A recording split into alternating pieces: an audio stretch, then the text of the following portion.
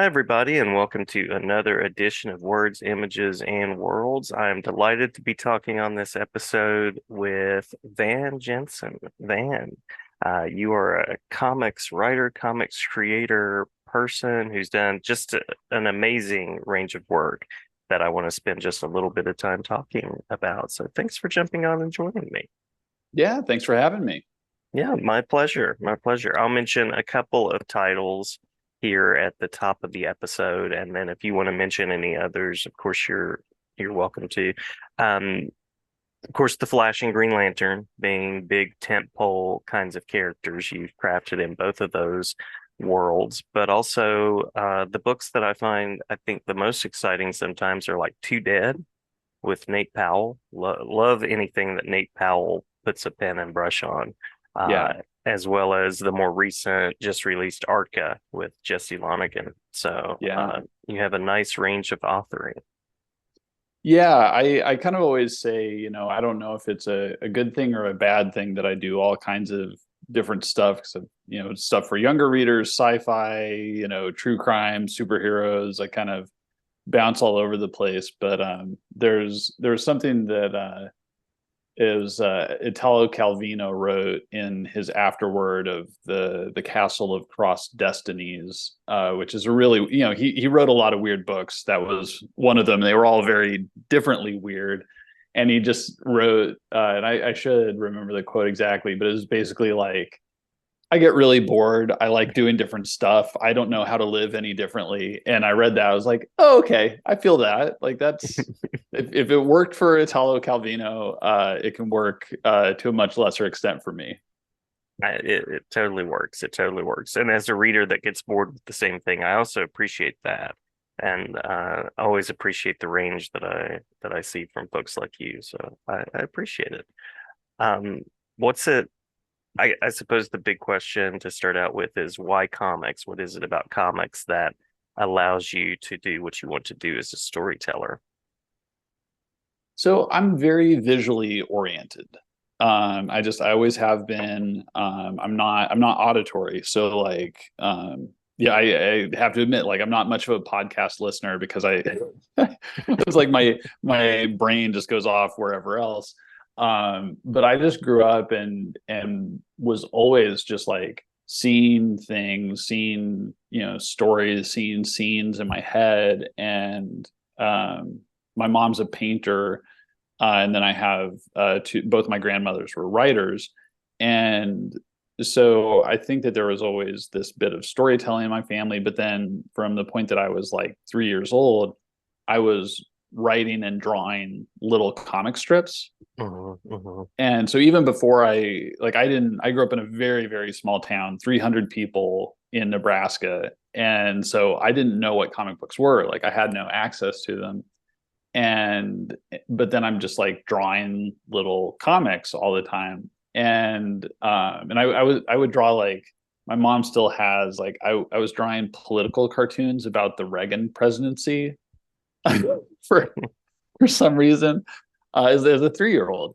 Um, and so then I had a cousin who lived in a big city, and he was about, what's 9 years older than me. And when I was 4, he came and visited, and he had a backpack full of comic books.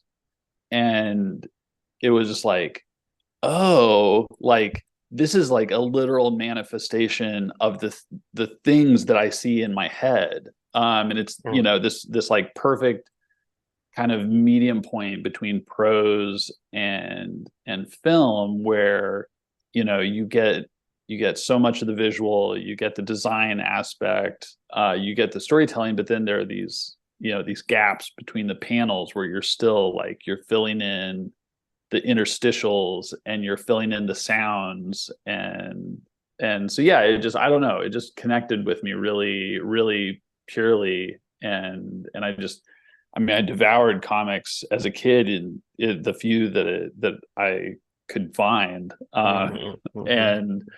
and was drawing. And I wanted to be a comic book artist, but I just, like, I didn't know anyone who drew comics. I didn't know how to do that, and it seemed so foreign to me that I just kind of eventually gave up on comics and was like, well, I'll go and do something else with my life.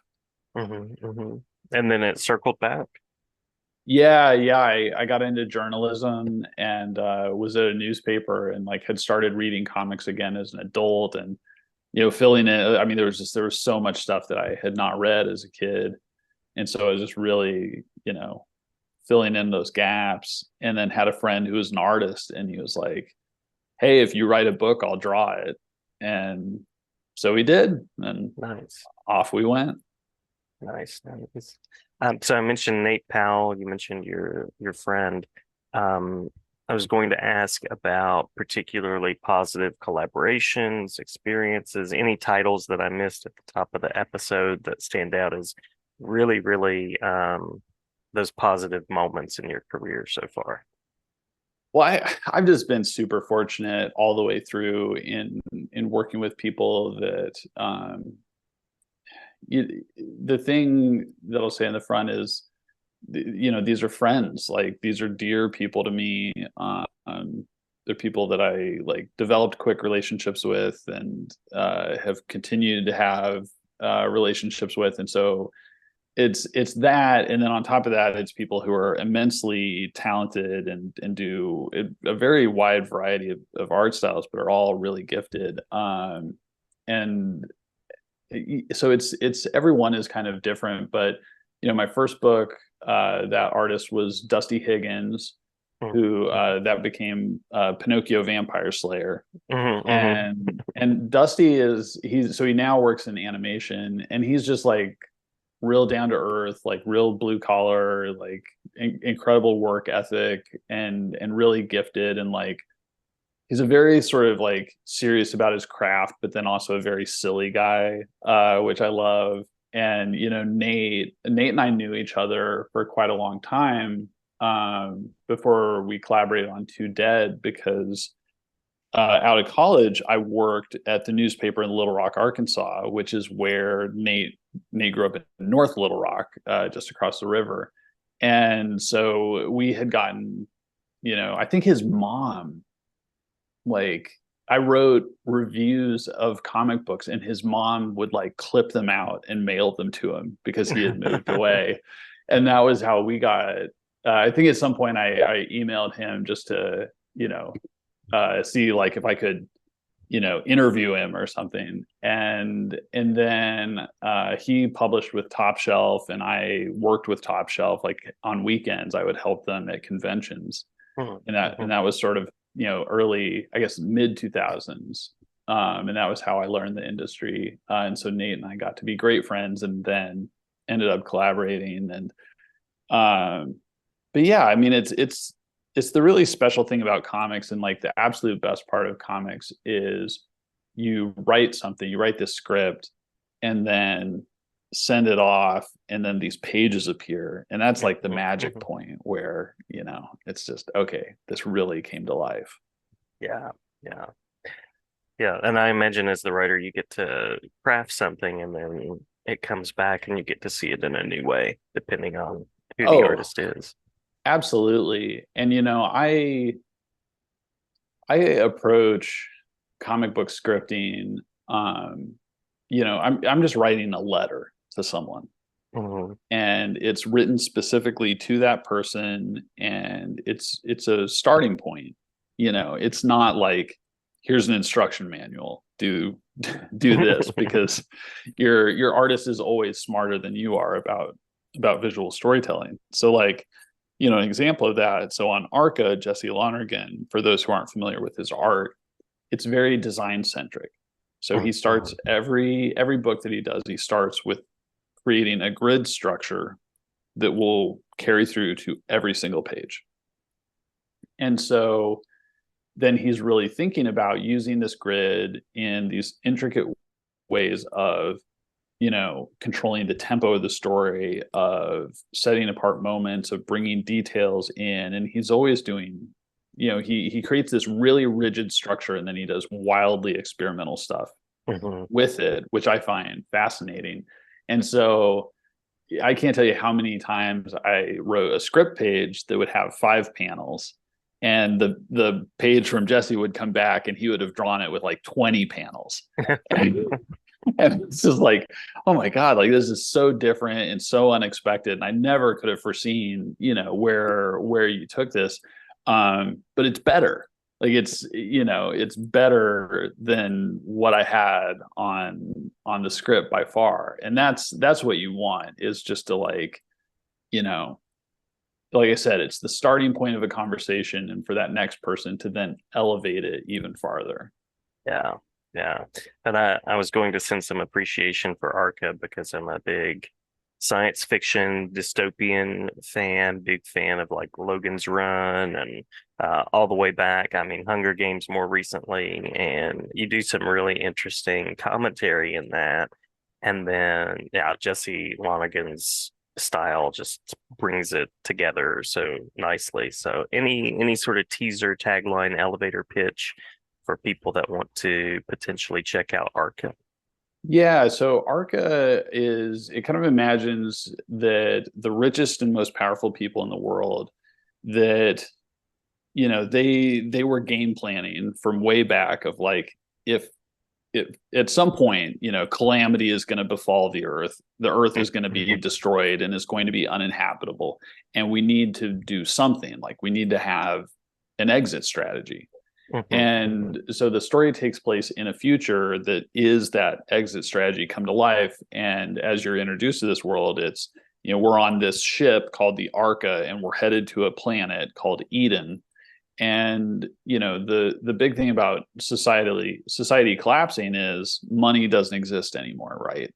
So these billionaires, trillionaires, if they don't have all of that money, then how do they pay people to work for them, right? Because they don't just want to survive. Like, they want to live the way that they have always lived. And so as we're introduced to this world, it's a structure in which the richest people, the citizens, are served by these children and teenagers who are given the promise of, it's like, hey, we saved you from sure death on the earth. We're going to go to this new planet, and you work until age 18, and then after that you're one of us, and we'll all be equals on this planet. And the story is about this girl, Effie, who is a true believer. She's like, this is my mission to serve. I'm so thankful for being saved. And she's a very black and white thinker. But early on, she discovers something that it's like, it doesn't add up to that black and white world. And so it's kind of her story of like, once her absolute belief is fractured, of her just going down this big rabbit hole of what is actually happening here. How do I start to see the world in shades of gray? Yeah, yeah, I love that. And I love the commentary on critical thinking that's there too. Yeah. So yeah, a key part of the book is that these kids, these teenagers, are not given books. They're not taught to read at all, because, it's for the purposes of the ship. The way that these billionaires look at it is like, they don't need to read, right? They're here to serve us. And so Effie is the only one of these kids who knows how to read, and she has kind of on her own in secret figured it out.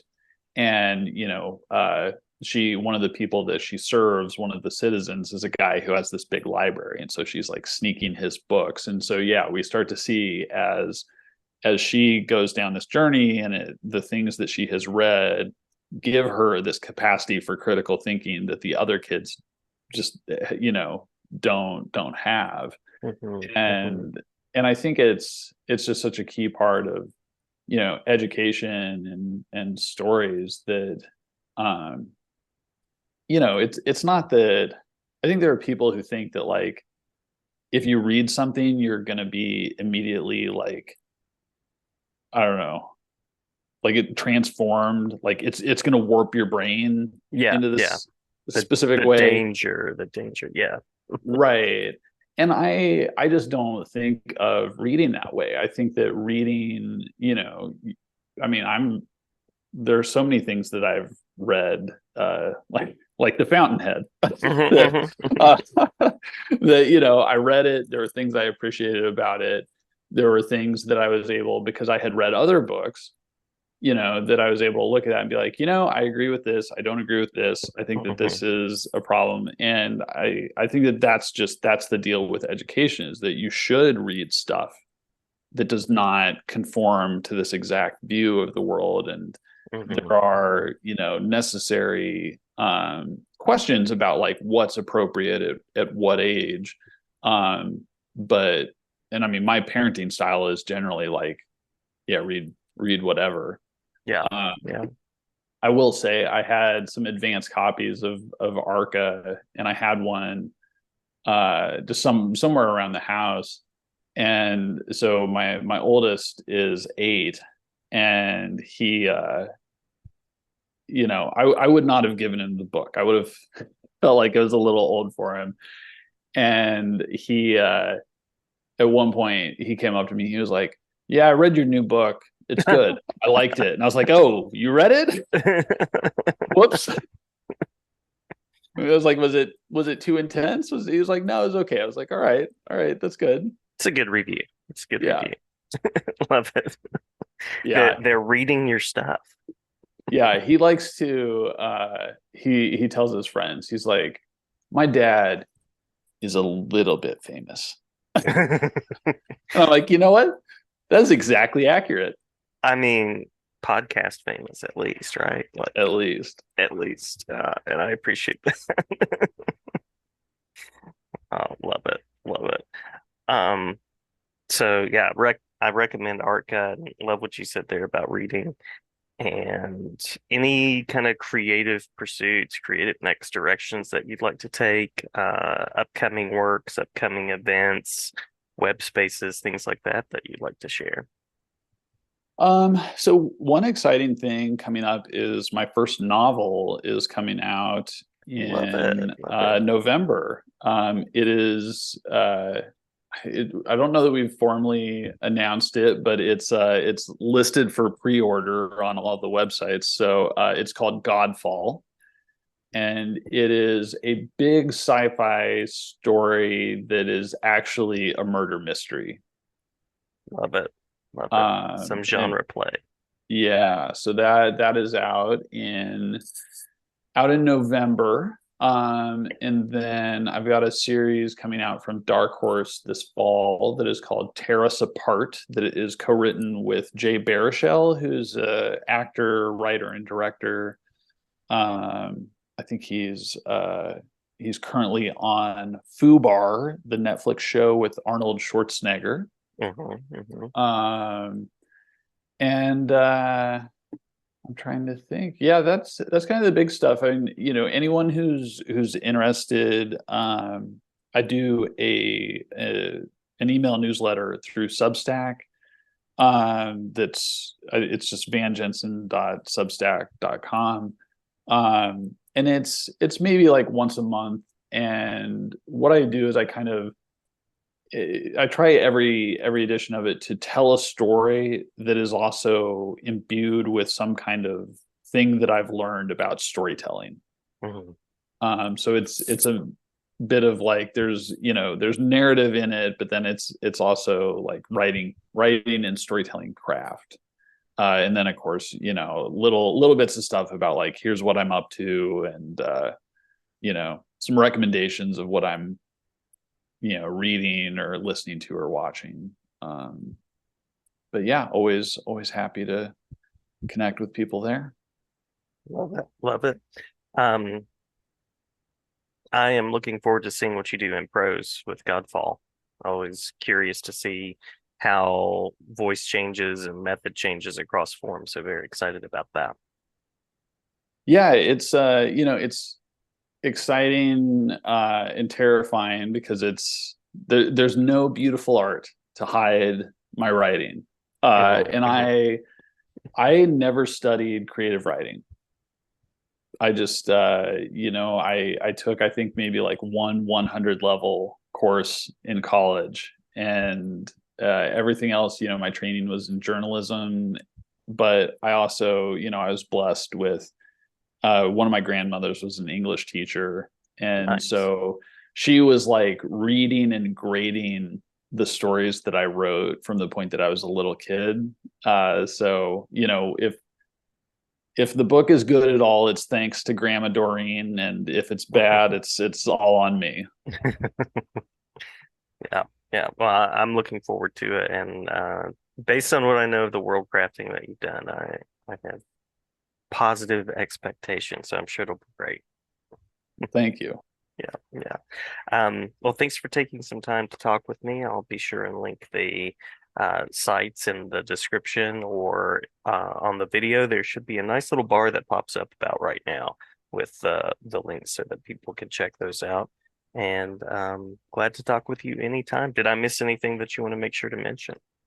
I think we got it. Yeah, I really appreciate it.